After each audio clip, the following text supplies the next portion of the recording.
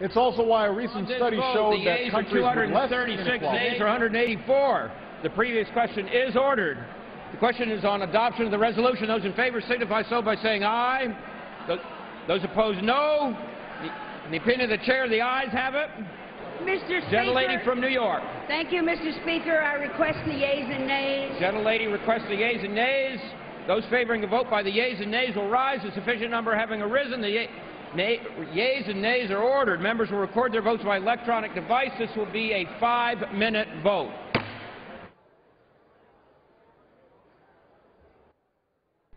During the last vote, we saw President Obama in Osawatomie, Kansas today.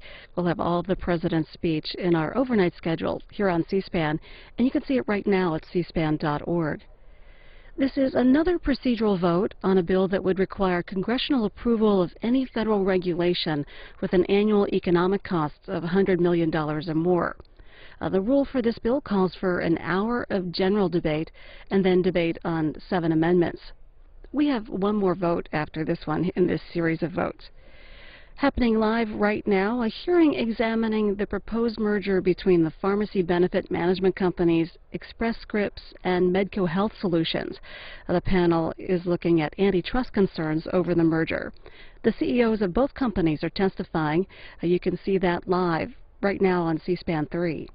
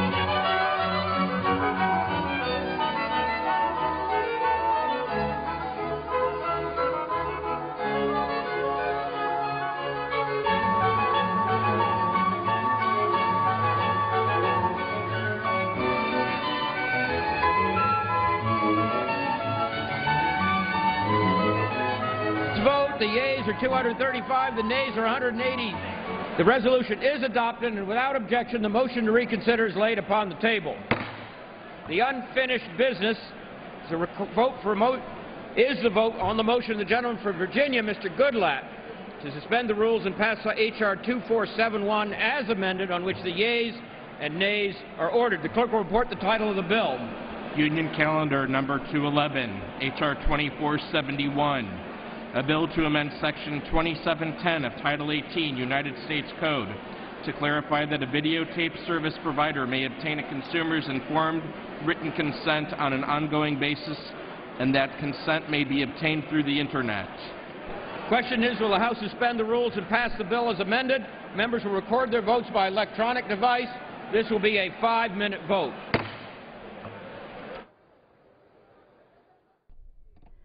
The last vote of the day on a bill that would require online consent for video service companies to share your personal information. The payroll tax cut expires at the end of the month. We spoke with a reporter for some details on the proposals that are being discussed. Dan Friedman, a staff writer at National Journal Daily. Lawmakers on both sides of the Capitol are debating whether and how to continue a payroll tax cut that expires on December 31st. What are some of the details of the latest proposal by Senate Democrats? Senate Democrats' proposal is focused on, as you mentioned, extending the payroll tax for employees. They have dropped a tax break on the employer side in their latest proposal, but they continue to have a reduced payroll tax rate, not the current 4.2% rate, but a 3.1% rate, so they'd cut it further. They have changed the way they pay for the bill. They continue to have a surtax on incomes of more than $1 million a year, but they're cutting that roughly in half, they say. And they are adding a means test also for millionaires or people who earn $1 million a year to prevent them from getting some federal benefits, as well as sunsetting the surtax on millionaires after 10 years, all of which they say are concessions that should help get a deal. But in reality, this bill will probably not be able to pass the Senate. Last week, more than half of the Republican conference voted down an alternative proposal by a Senate Republican leader, Mitch McConnell. Will there be a revised alternative from Senate Republicans this week? Republicans still seem to be considering that. I think they won't admit it, but there was clearly a setback for Senate Republican leadership. They're trying to figure out if they can get their members behind a bill. It sounds like Senator McConnell just this afternoon, on Tuesday afternoon, said he was waiting for the House bill to come over. So it sounds like Republicans in the Senate have decided to set their sights on what the House is doing and may not be advancing an alternative proposal. They would make the point privately that the proposal that McConnell offered last week was sort of to provide cover for some Republicans who didn't want to vote against the Democratic bill last week. And it's unclear if they'll do that again. They did have this, so that did give people like Senator Scott Brown from Massachusetts or Senator Dean Heller from Nevada a chance to say, I don't support the Democratic bill, but I support this alternative that we put forward. So how much support will the proposals get, the Senate Democratic proposal and also the one from House Republicans? The Senate Democratic proposal, Senator Susan Collins has already voted with Democrats, so we'd expect her to do that again. They say they might get a few more Republicans to vote for it. They lost 3 Democrats last time. They'll probably lose 1 or 2 of those at least still. So it probably still won't have 60 votes in the Senate. The House proposal, which it looks like will be rolled out on Wednesday or later this week, officially would, in addition to including payroll, would also extend unemployment benefits and take care of the so-called doc fix, the Medicare reimbursement formula. That bill, they're having a lot of trouble, it sounds like, also lining up their members behind that. So it sounds like arguably right now neither House may have the support in their chamber to actually pass their bill. House Republicans, I think, would argue they may ultimately have that. So really, you know, we have to look ahead to the negotiation that is not happening now but will happen, presumably, between House Republican leadership and Senate Democratic leadership is the way that this will ultimately get resolved. Jan Friedman, a staff writer at National Journal Daily. Thank you. Thank you. Some more on the payroll tax cut. Congressional Quarterly writes that 2 senators are offering a bipartisan proposal to extend the tax reduction, but it remains unclear whether their plan will draw support from party leaders or the rank and file. Maine Republican Susan Collins and Missouri Democrat Claire McCaskill said that their proposal would extend the payroll tax cut for 1 year and expand it to some employers. The cost of the tax cut would be offset by repealing some oil industry tax breaks and by imposing a 2% income tax surtax on income over $1 million, with an exemption for small businesses. This is the last vote of the day.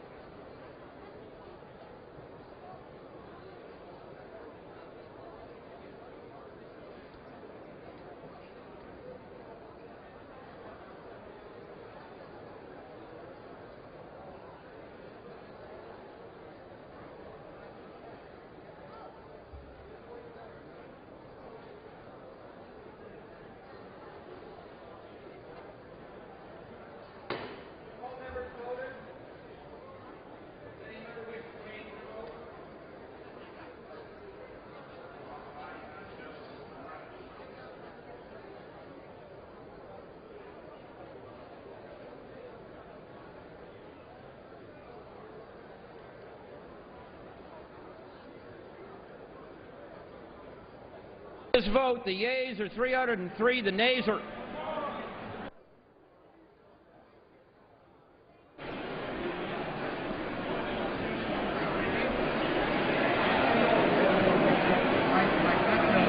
Mr. Becerra.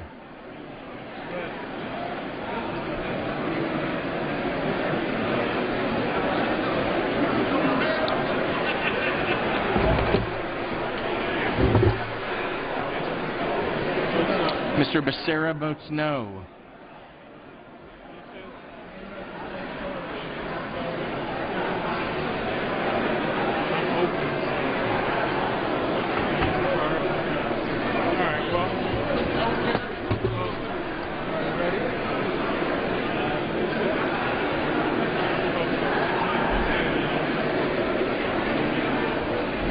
On this vote, the yeas are 303, the nays are 116, two-thirds being in the affirmative. The rules are suspended. The bill is passed, and without objection, the motion to reconsider is laid upon the table.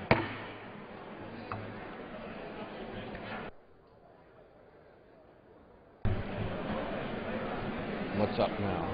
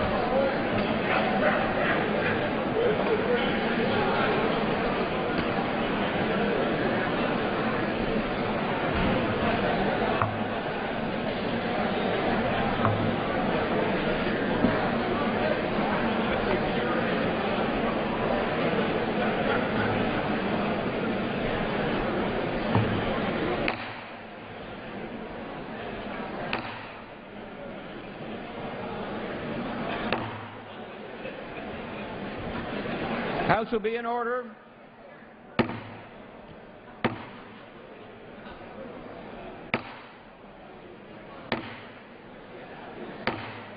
House will be in order.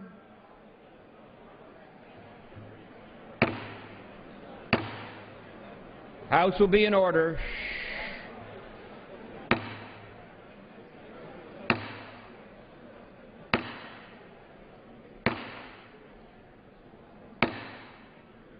House will be in order. For what purpose does the gentleman from Texas seek recognition? Mr. Speaker, I move that the House suspend the rules and pass S.J. 22. Clerk will report the title of the bill. Senate Joint Resolution 22, Joint Resolution to grant the consent of Congress to an amendment to the compact between the states of Missouri and Illinois, providing that bonds issued by the Bi-State Development Agency may mature in not to exceed 40 years. Does the gentleman from Texas move to suspend the rules and pass the joint resolution as amended? Yes. Pursuant to the rule, the gentleman from Texas, Mr. Gohmert, and the gentleman from Michigan, Mr. Conyers, each will control 20 minutes. The chair recognizes the gentleman from Texas. Mr. Speaker, the House is not in order. The gentleman's correct. House will be in order. Gentlemen. Unanimous consent. All members have 5 legislative days within which to revise and extend their remarks, include extraneous materials on S.J.Res 22 as amended, currently under consideration. Without objection, so ordered. The gentleman from Texas is recognized. Thank you, Mr. Speaker. I yield myself such time as I may consume. The gentleman is recognized. The Founding Fathers did not believe that the federal government should try to solve every problem in the country. Instead, they believed that local problems should have local solutions. This system of federalism became the bedrock of the Constitution. One particular aspect of our federalist system is found in the Compact Clause of the Constitution. The clause recognizes agreements or contracts that states make among themselves, with congressional approval when necessary. Today, there are approximately 200 active interstate compacts addressing a variety of issues that range from environmental and energy policy to natural resources to traffic and transportation. Rather than wait for a one-size-fits-all program from Washington, D.C., the Constitution allows states to solve these kinds of problems for themselves. In 1949, Missouri and Illinois formed a compact to create the Bi-State Development Agency. The House is not in order. Thank you. Madam Speaker, the House is not in order. The House will be in order. The House will be in order. Gentleman may proceed. Thank you. In 1949, Missouri and Illinois formed a compact to create the Bi-State Development Agency. The agency's mission is to facilitate and coordinate economic and infrastructure development in the St. Louis metropolitan area. Among other projects, the agency runs the public transportation system in St. Louis. The agency does not have taxing authority, but it may issue bonds. For example, in the 1960s, the agency sold bonds to finance construction of the tram to the top of the Gateway Arch, which it operates today. The compact allows the agency to sell 30-year bonds. Last year, both states adopted legislation to amend the compact and allow the agency to issue 40-year bonds. In addition to other capital improvements, the agency could use revenue from these 40-year bonds to support the City Arch River 2015 initiative. The purpose of the City Arch River 2015 is to better connect downtown St. Louis with the Gateway Arch and the Jefferson National Expansion Memorial National Park. The project also involves the building elevated walkways across the river to Illinois. Senate Joint Resolution 22 gives congressional approval to this amendment to the Missouri-Illinois Interstate Compact. The Judiciary Committee marked up its companion, House Joint Resolution 70, on September 21st. The suspension version of Senate Joint Resolution 22 contains one amendment to correct a minor drafting error regarding the effective date. With this amendment, Senate Joint Resolution 22 will be effective upon the date of enactment. In conclusion, I'm pleased to see this feature of our federalist system at work. I urge my colleagues to join me in supporting this resolution and look forward to its swift passage. With that, reserve the remainder of my time. The gentleman reserves the balance of his time. The chair recognizes Much time as I may consume. the gentleman is recognized. Members of the House, under the Constitution, Article 1, Section 10, Clause 3, these kinds of compacts, interstate compacts, must be ratified by the House of Representatives. And this Joint Resolution 22 gives congressional approval to an agreement between Missouri and Illinois to amend the Interstate Compact establishing the Bi-State Development Agency.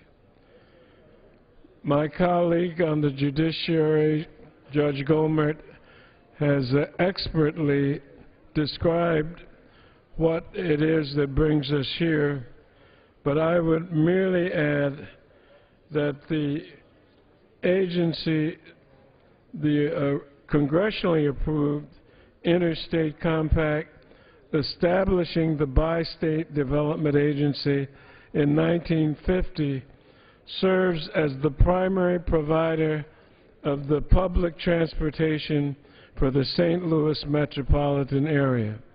It also develops, maintains, owns and operates bridges, airports, wharves, docks, grain elevators, industrial parks, parking facilities, refuse and waste handling facilities, as well as fuel, energy, air, water, rail, or commodity storage areas. Also, there is a 40-year maximum maturity period for bonds and other financial instruments, which will allow the agency to finance projects for longer periods of time. And so I congratulate my colleague from St. Louis, William Lacey Clay, a distinguished member from Missouri, whose father was in on the first Interstate Compact, and now we're proud that he and other of his colleagues from both Missouri and Illinois are supporting this Senate Joint Resolution 22. I urge its favorable consideration. Reserve the balance of my time. The gentleman reserves the balance of his time. The chair recognizes the gentleman from Texas. Madam Speaker, we're prepared to close. Reserve the remainder of our time till then. The gentleman from Texas reserves his time. Madam Speaker, I'd like to yield the distinguished gentleman from St. Louis, Mr. Clay, as much time as he may consume. The gentleman from Missouri is recognized. Thank you. And Madam Speaker, I want to thank the chairman and ranking member of the full committee and the chairman and ranking member of the subcommittee for their leadership and for moving this critical resolution. I'm proud to have introduced the House version of this joint resolution, and it accomplishes two very good things. S.J.Res 22 approves an important amendment to a compact between two states, and as was mentioned before, in 1949, Missouri and Illinois entered into an agreement to foster regional economic development through excellence in transportation. The compact created the Bi-State Development Agency. Congress approved it and has approved several amendments over the last 6 decades.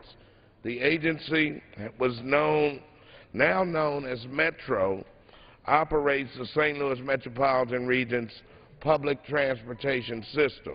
It has more than 2,400 employees and carries over 55 million passengers each year. This resolution approves a small but crucial change to the Bi-State Compact. Both state legislatures have passed it, and both governors have signed it. This is a necessary and good amendment, and there is no negative impact to the nation or the states. As such, Congress should approve it. This resolution also enables the Congress to fulfill one of its constitutional duties. And I agree with my good friend, Mr. Gohmert, that Congress should not overstep its authority While we do not always agree on the limits of that power, we agree on this resolution and on the constitutional authority for it. Article 1, Section 10, Clause 3 of the Constitution says that no state shall, without the consent of Congress, enter into an agreement or compact with another state. The framers of the Constitution required that Congress would have to approve these agreements to protect the interests and rights of the other states. This also protects the rights of the citizens within the states that are party to the compact by providing federal oversight. This clause was a compromise. There were those who wanted to give the federal government greater power over the states, including the authority to regulate, to negate state laws. Others felt very strongly that this would be overly nationalist and broad. The Constitutional Convention, rather than giving the federal government complete control over everything or nothing, compromised. They compromised for the good of the nation. They granted the federal government blanket authority over some areas. They also limited the federal government's authority in others. And they required congressional approval for agreements between the states. This compromise, one of many that formed our great country, demonstrates that two opposing sides who each feel passionately about their point of view can come together and compromise for the good of the nation. They each put aside their well-intentioned and strongly held belief that they were completely correct and that the other side was completely wrong, and found a way to work out the differences. Each gave up something they held dear in order to achieve a higher good. That was the creation of a strong nation, a nation that would endure. Madam Speaker, there is a lesson here, a 224-year-old lesson for us who serve in Congress today. And once again, I thank the Chairman and Ranking Member. I yield back the balance of my time. The balance of his time. The gentleman from Texas Still is prepared recognized. to close, so we'll reserve our time. The gentleman reserves. The gentleman from Michigan is recognized. I'm pleased to yield to the distinguished gentlelady from Houston, Texas, a senior member of the committee, as much time as she may consume. The gentlelady from Texas is recognized. Thank you.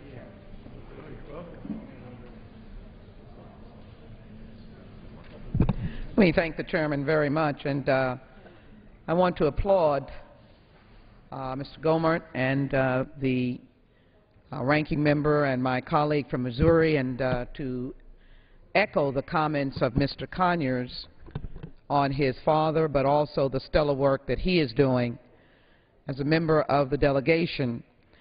We can always count on Missouri to test the Constitution and to ask the United States to do what is right. So I am rising to support this compact, and frankly, I want to really embrace it because it is maybe one aspect of legislation, Madam Speaker, that we are actually bipartisan and supporting it without hesitation. I frankly believe that the federal government should not overreach as it relates to compacts that have been between states, but I do think that regulation is key and crucial to give states extra leverage. So let me congratulate Mr. Clay, and I look forward to supporting this legislation.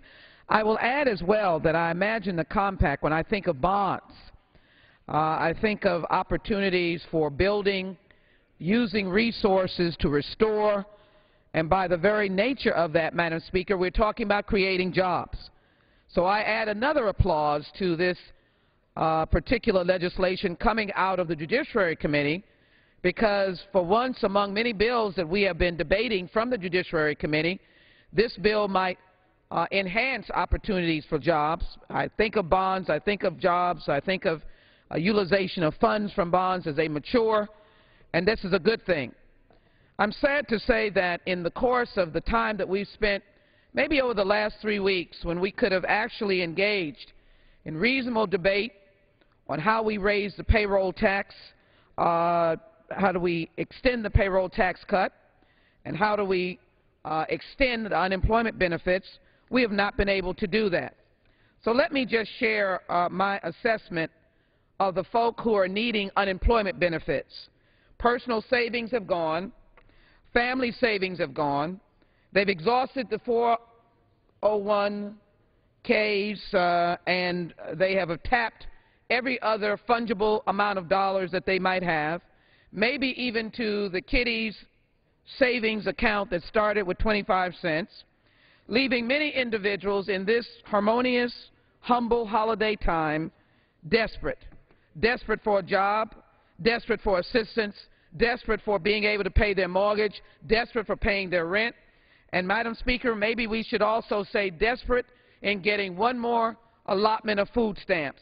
Maybe we're not aware that there are 46 million families on food stamps, and most of them wait all the way to the exhaustion of those food stamps, find themselves before the next opportunity for food stamps literally drinking water, making tea, and eating crackers.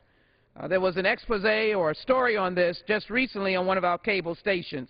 Families waiting until 12 midnight to watch and see if their account had in it the amount of money they needed to enter a grocery store to feed their children.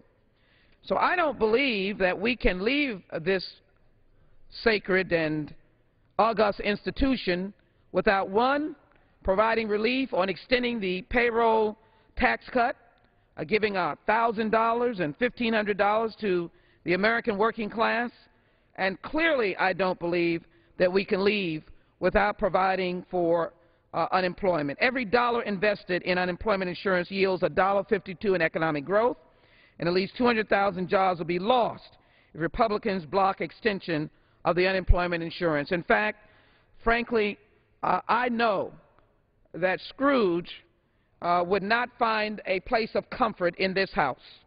Mr. Conyers, we have always risen to the occasion of helping the most desperate, whether it has been under Franklin Delano Roosevelt in World War II, where he had to put the apple sellers back to work, or whether or not it has been when our president had to stop the bleeding with the $800 billion stimulus. We have always risen to be able to find a way to move our economy.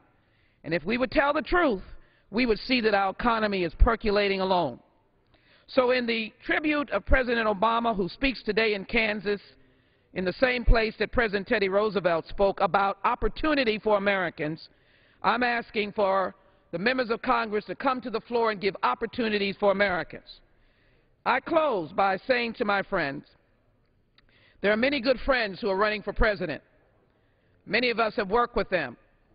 And any time an American wants to offer themselves to serve this country, I have no angst with them, no matter how much I disagree with their policies. But let me be very clear. As a child that grew up poor, lived with neighbors who were poor, not in our minds, but certainly by our economics, I want to make the record very clear. Poor children have role models because poor families get up every day and go to work.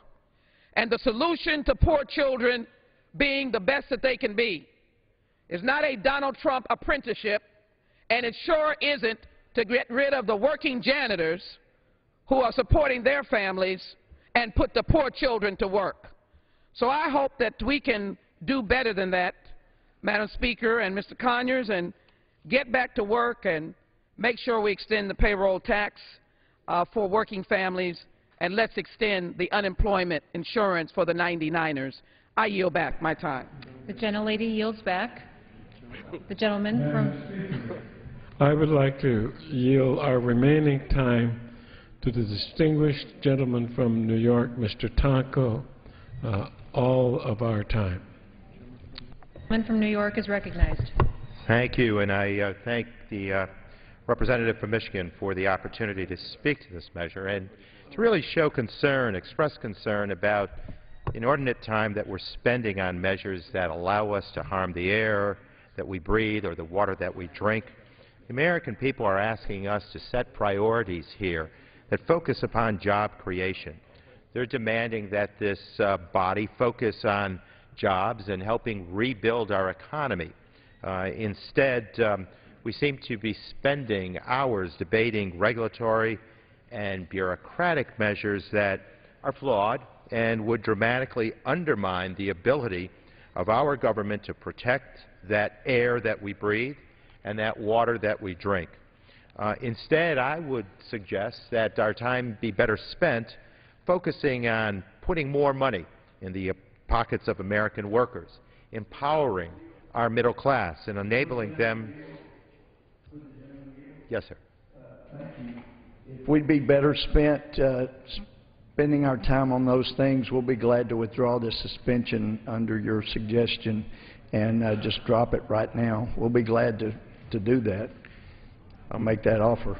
Well, Madam Speaker, might I suggest that during this holiday season, as members struggle to, or the American public struggles to pay bills that range from gas bills to groceries that are required to their mortgages, again, the focus should be on job creation. And the payroll tax holiday is nearing its expiration, and this body should act to extend that tax cut for hardworking middle-class American families. The failure to do so would result in job losses, a reduction in economic activity, and higher taxes for many families when they can least afford it. So my suggestion here is to stop wasting time on less important priorities and start focusing on creating jobs and standing up for our middle class, enabling them to strengthen their purchasing power and to enable our economic recovery to be as vital and strong as possible. With that, I yield back the remaining time. The gentleman yields back the balance of his time. Madam Speaker, I yield the balance of my time. The gentleman yields back the balance of his time. The gentleman from Texas is recognized. Thank you, Madam Speaker. Just in closing comment,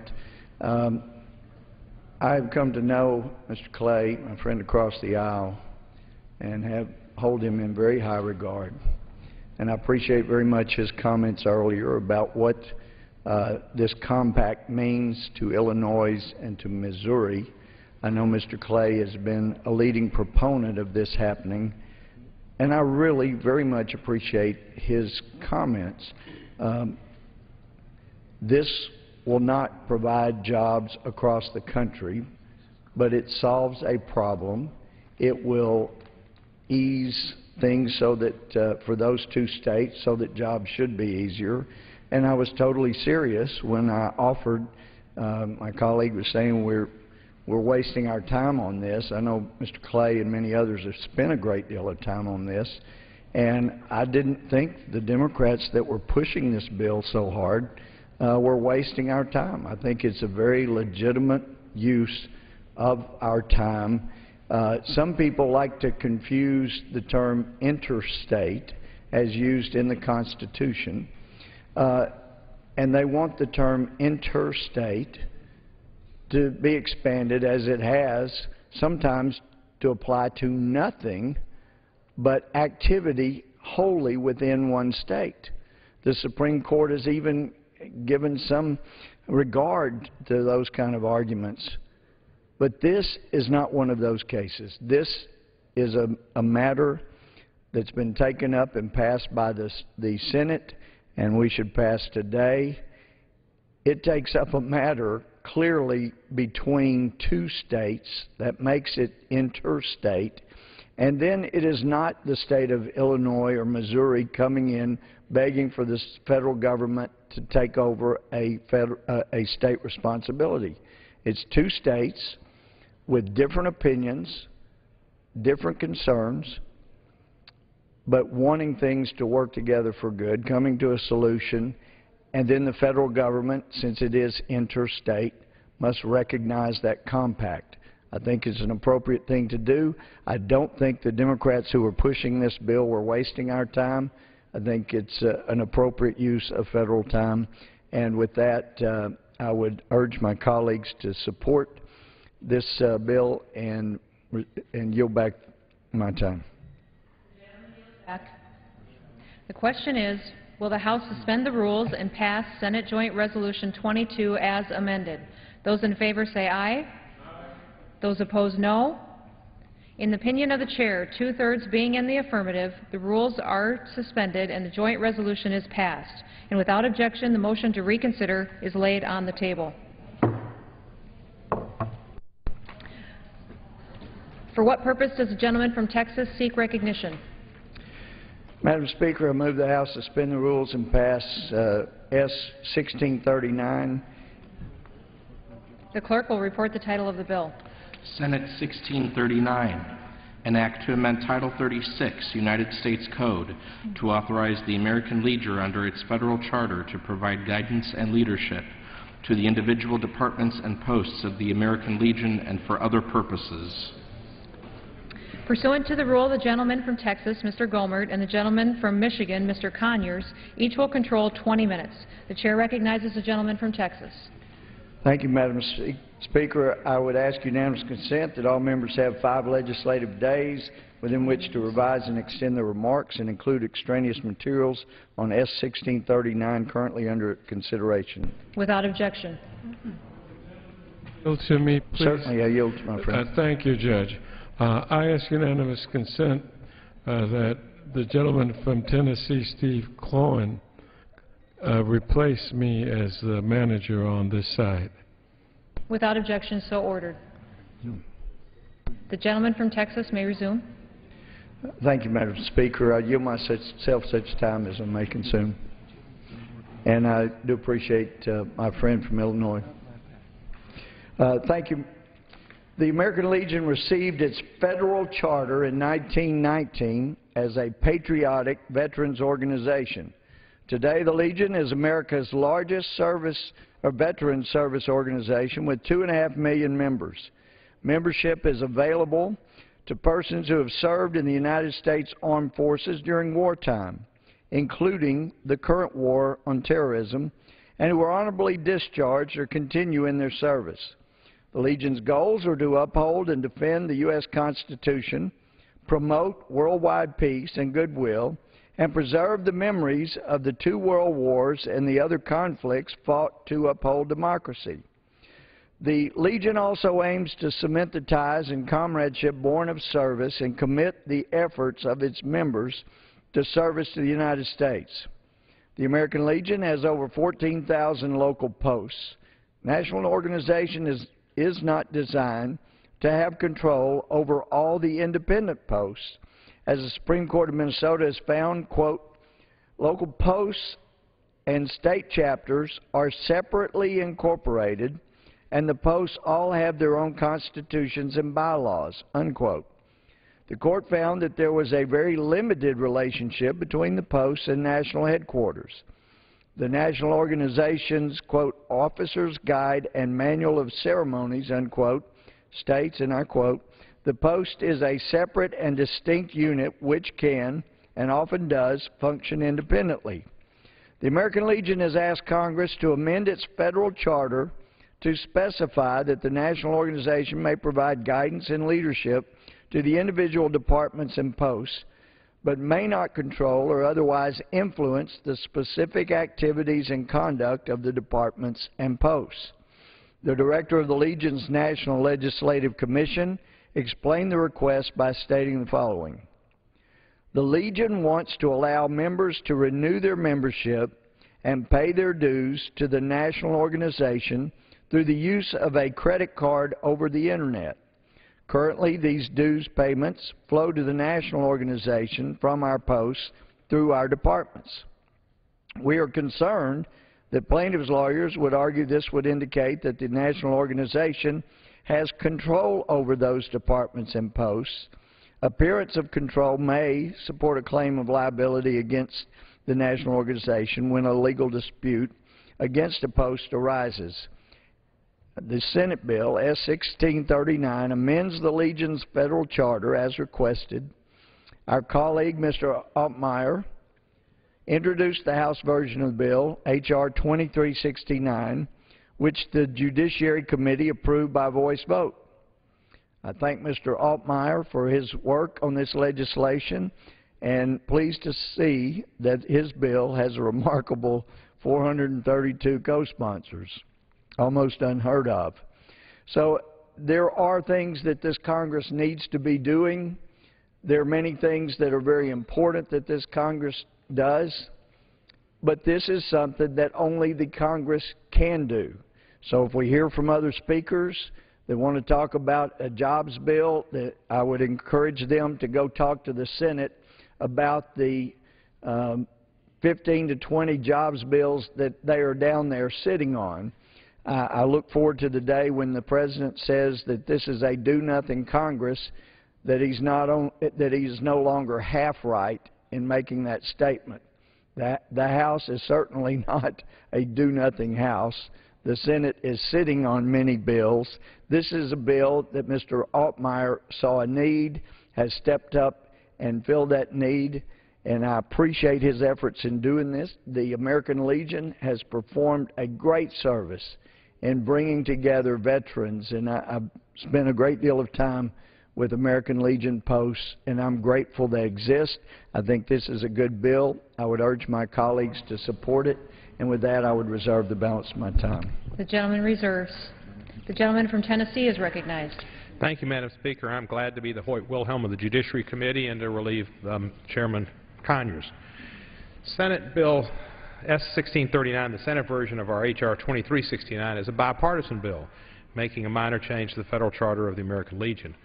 The American Legion, as we all know, is the nation's largest veteran service organization, chartered after World War I by Congress in 1919.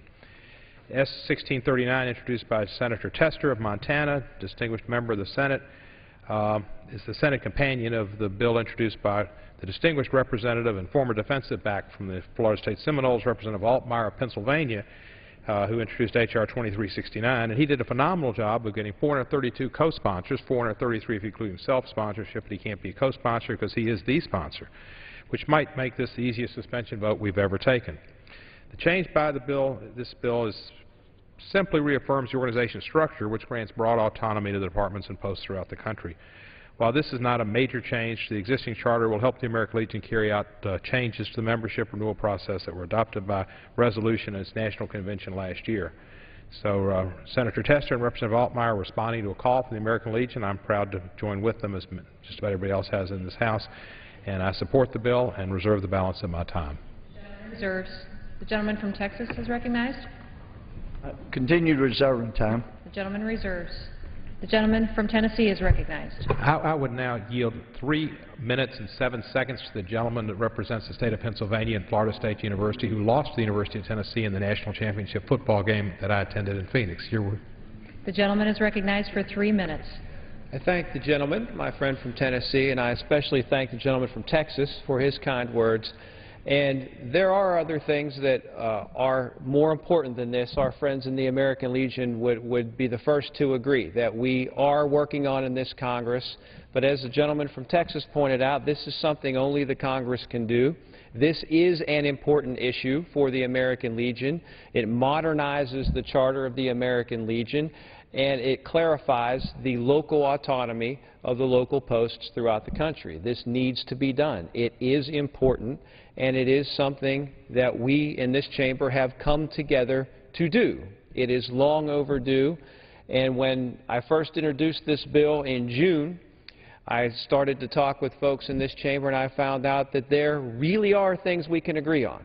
And we've spent a lot of time over the course of the year, and in fact, a lot of time today, pointing fingers at each other and casting blame and talking about all the things that we don't agree on. But for our men and women in uniform, the people who are honorably and bravely serving this country, and our American veterans, we agree that they need this change and that we support them. And as the gentleman from Texas pointed out, according to the Congressional Research Service, this bill that we introduced in the House, that is the companion bill to the Senate bill on which we will vote tomorrow, has received the most co-sponsors of any bill ever introduced in the history of the Congress. 432 co-sponsors, more than any bill that's ever been introduced in history. And it passed unanimously in the Senate after it was introduced in October. And that shows there really are things we can work together on, and maybe this isn't the most important thing we could be doing. But it's something we need to do, it's something we're going to do, and hopefully it will send a message on both sides of this Capitol that we should come together and we should put our differences aside. And that doesn't mean we have to always agree, but at least let's work together because this bill proves we can do it. So I am proud to stand here as the author of the House companion of this bill, a proud supporter of the Senate bill that we will be voting on. I'm grateful that Senator Tester took the leadership role in the Senate to get this done. I thank the gentleman from Texas, I thank the gentleman from Tennessee, and I support this bill and urge my colleagues to vote for it. Yield back my time. The gentleman yields back. The gentleman from Tennessee is recognized. I would yield back the balance of my time. The gentleman from Tennessee yields back the balance of his time. The gentleman from Texas is recognized. Thank you, Madam Speaker. And again, Mr. Altmaier is owed a great debt of thanks. When my friend from Tennessee said this is a bipartisan bill, apparently it's the most bipartisan bill ever brought before the House, and it's wonderful that something like a wonderful group like the American Legion could bring us together, and I appreciate Mr. Altmaier's efforts in doing that. Would urge my colleagues to support passage, and with that, yield back the balance of my time. Gentleman from Texas yields back. The question is, will the House suspend the rules and pass Senate 1639? Those in favor say aye. Those opposed, no. In the opinion of the Chair, two-thirds being in the affirmative, the rules are suspended, the bill is passed, and without objection, the motion to reconsider is laid on the table. For what purposes does the gentleman from Texas seek recognition? Madam Speaker, I move that the House suspend the rules and pass S-1541. The clerk will report the title of the bill. Senate 1541, an act to revise the federal charter for the Blue Star Mothers of America, Inc., to reflect a change in eligibility requirements for membership. Pursuant to the rule, the gentleman from Texas, Mr. Gomert, and the gentleman from Tennessee, Mr. Cohen, each will control 20 minutes. The Chair recognizes the gentleman from Texas. Madam Speaker, I ask unanimous consent that all members have 5 legislative days within which to revise and extend the remarks and include extraneous materials on S-1541 currently under consideration. Without objection. Thank you, Madam Speaker. I yield myself such time as I may consume. The gentleman is recognized. Madam Speaker, the Blue Star Mothers of America was established during World War II and federally chartered in 1960. The organization's 5,000 members and 225 chapters provide support for our men and women in uniform and assist veterans organizations. According to their charter, the Blue Star Mothers also care for unsupported mothers. Membership in the Blue Star Mothers is open to a mother, an adoptive mother, or stepmother who lives in the U.S. of a child who serves in the armed forces or has served in the armed forces during World War II or the Korean War. Wendy Hoffman, the national president of the Blue Star Mothers, has sent a letter to the committee in request that their charter be amended consistent with a resolution passed at their national convention. She stated the following: as mothers of American service members and veterans, we recognize changing family dynamics and have found it extremely important to include other mothers who have played a part in raising military heroes, and also those mothers who are not residents of the U.S. Unquote. The Blue Star Mothers have also opened membership to mothers of children who have served in the military at any time. This bill makes the changes to the charter requested by the Blue Star Mothers. Our colleague Scott Tipton introduced the House version of the bill, H.R. 2815, and the Judiciary Committee approved Mr. Tipton's bill by voice vote. This common-sense bill opens eligibility to, quote, a woman who filled the role of birth mother, adoptive mother, stepmother, foster mother, grandmother, or legal guardian, unquote, to a current member of the armed forces or to a child who has served at any time. To be eligible, the mother will not have to reside in the United States as long as she is a U.S. citizen. I urge my colleagues to support this bill to help enable the Blue Star mothers to continue their wonderful work. With that, I would reserve the balance of my time. The gentleman reserves. The gentleman from Tennessee is recognized. Thank you, Madam Speaker. S. 1541, the Senate version of H.R. 2815, is another bipartisan bill to revise the federal charter of the Blue Star Mothers of America.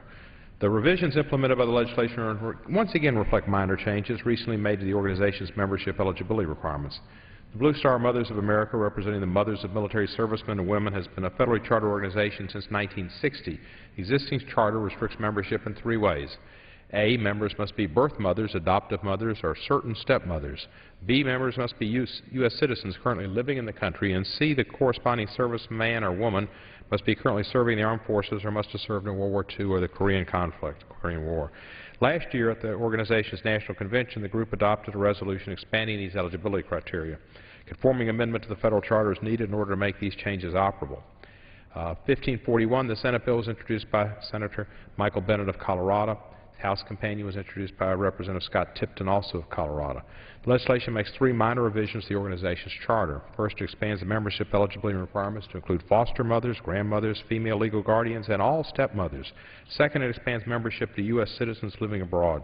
And third, it expands eligibility related to servicemen and women who served in prior conflicts other than World War II and the Korean War. Our men and women in the military need all the support we can offer, so I applaud this effort by the Blue Star Mothers to expand the circle of support that the organization can provide. They do much to remember our service people, and I appreciate their efforts. I support these changes, and I urge my colleagues to support this legislation, and I would yield back the balance of my time. The gentleman yields back. The gentleman from Texas is recognized. Thank you, Madam Speaker. This is also another very bipartisan bill. The Blue Star Mothers is a wonderful group.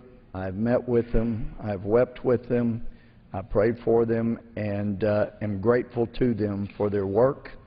I'm grateful for my mother, who passed away in '91, as a mother of a service member, and my stepmother as well now. What they're asking for makes perfect sense, and I would encourage my colleagues to support this resolution as the Blue Star Mothers have requested, and yield back the balance of my time. The gentleman yields back the balance of his time. The question is, will the House suspend the rules and pass Senate 1541? Those in favor say aye. Aye. Those opposed, no. In the opinion of the Chair, 2/3 being in the affirmative, the rules are suspended, the bill is passed, and without objection, the motion to reconsider is laid on the table.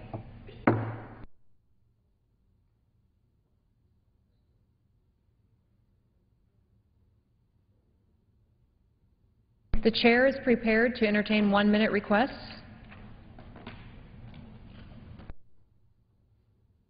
For what purposes does the gentleman from Tennessee rise?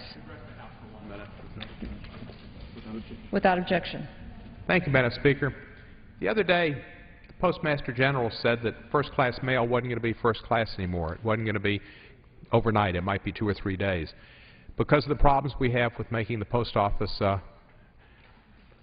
financially sufficient.